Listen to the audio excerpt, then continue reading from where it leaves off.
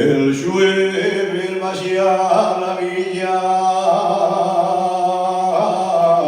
con intención de vender dos hiatus en el mercado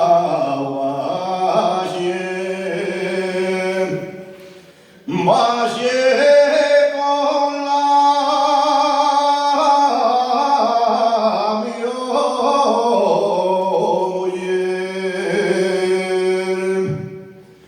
pero al llegar junto al velato salió un guardia de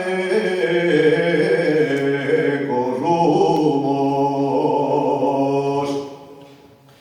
Yo con mucho atrevimiento dije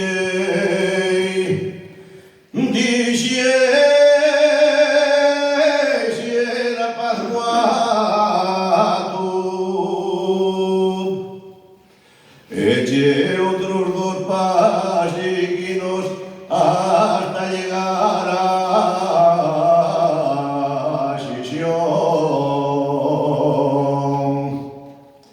Salieron dos macipales que querían llevarme al cuartón.